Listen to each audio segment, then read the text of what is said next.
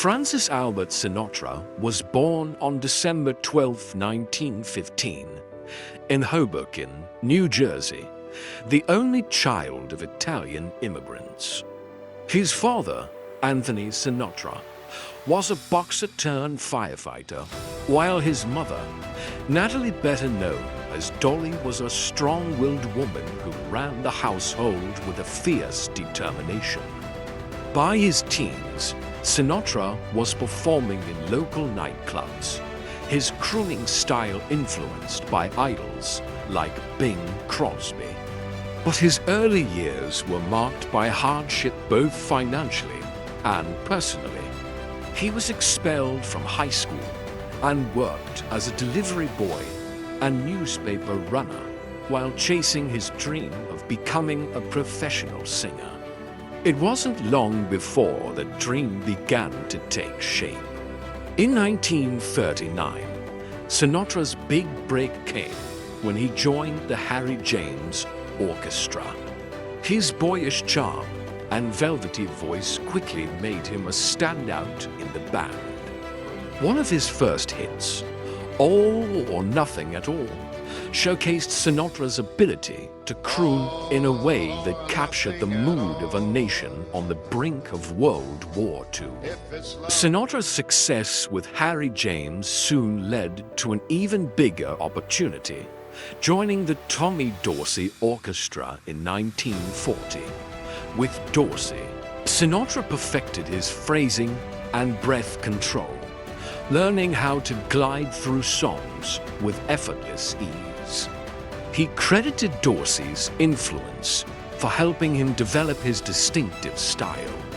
It was with Dorsey's band that Sinatra truly became a star. Songs like I'll Never Smile Again and This Love of Mine became hits. And by the mid-1940s, Sinatra was on the cusp of solo superstardom. His appeal transcended music. He was becoming a cultural phenomenon. By the mid-1940s, Frank Sinatra had become the voice of a generation.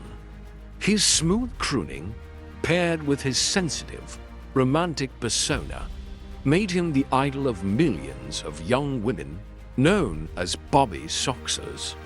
This was Sinatra at his peak, a time when his every performance, record, and radio appearance sent fans into a frenzy. Despite his success, the early 1950s marked a dark period in Sinatra's life. His career, which had been meteoric during the previous decade, began to falter. His voice suffered from vocal strain, and his popularity waned in the face of new musical trends. To make matters worse, his personal life was in shambles. His marriage to his first wife, Nancy Barbotto, ended in divorce, and his tumultuous relationship with actress Ava Gardner captivated the tabloids. By the mid-1950s, Sinatra found himself on the brink of obscurity. His once thriving career seemed to be fading, and he was struggling to reinvent himself. But Frank Sinatra wasn't one to give up. His tenacity and belief in his own talent would lead to one of the most remarkable comebacks in entertainment history. In 1953, Sinatra's career was resurrected by his role as Private Angelo Maggio in From Here to Eternity. His performance earned him an Academy Award for Best Supporting Actor, proving to the world and to himself that he was more than just a fading crooner. Sinatra was back. With his film career on the rise, Sinatra also returned to the studio, signing with Capitol Records. Under the guidance of arranger Nelson Riddle, Sinatra entered what many consider to be his greatest musical period. The albums he recorded during this time in the wee small hours, songs for swinging lovers. And Come Fly with Me showcased Sinatra's newfound depth and maturity as an artist. During this period, Sinatra fully embraced his role as the chairman of the board. His career was back on top, and he had cemented his status as one of the greatest vocalists of all time.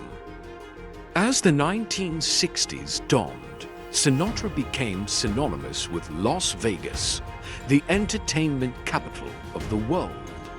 He was the unofficial leader of the Rat Pack, a group of entertainers that included Dean Martin, Sammy Davis Jr., Peter Lawford, and Joey Bishop.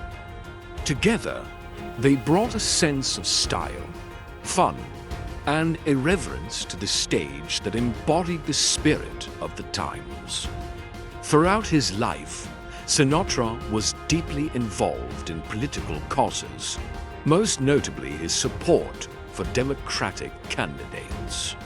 He played a key role in John F. Kennedy's 1960 presidential campaign, using his star power to rally support for the young candidate.